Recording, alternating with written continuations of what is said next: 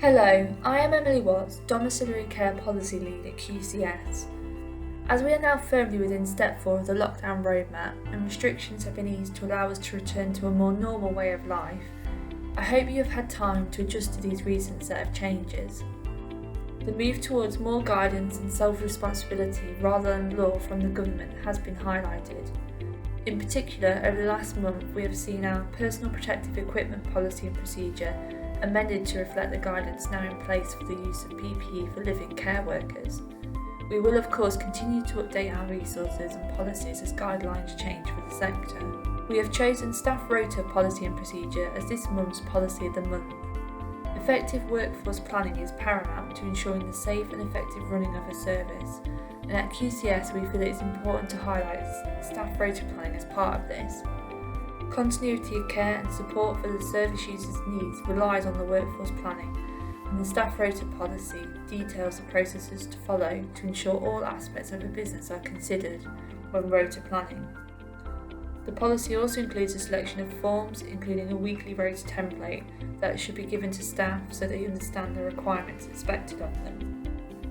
Some further content highlights from this month include: as staff continue to contend with the challenges being faced by the health and social care sector, which has been heightened further by the COVID-19 pandemic, workplace burnout amongst staff has been increasingly more apparent. A new fact sheet is available within the Resource Centre, which can be provided to staff.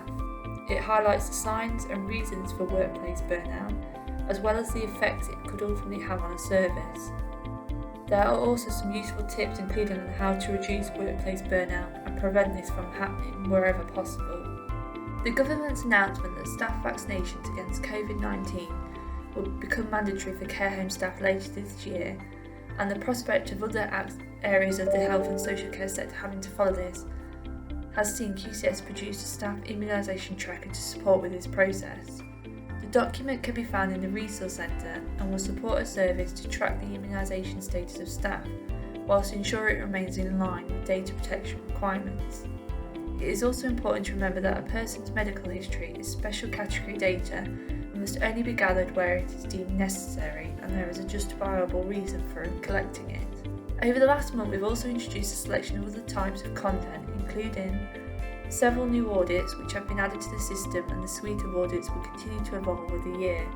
The First Aid Box audit was one of these releases and will support with the health and safety aspects of a service.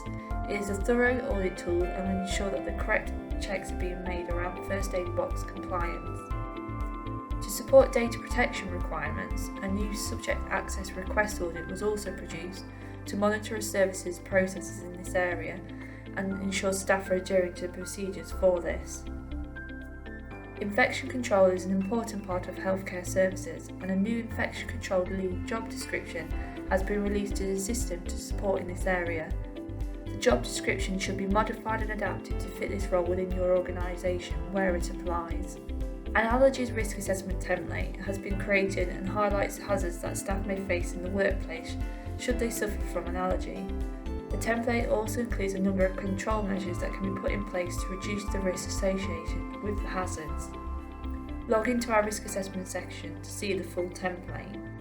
Recite Me, the accessibility and translation tool, provided as part of the QCS system, has been updated and now includes the Gaelic language.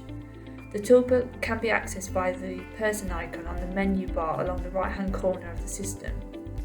The function allows you to view policies and other documents in different formats, including another language, larger print, and different colours, to meet a person's accessibility needs, so please explore this useful aid. It will also be beneficial to point out this feature to regulators as a way of meeting the accessible information standards. That is all for this month's highlights. Do keep logging onto your system for updates, and please let us know what you think of any of our content via our Facebook group.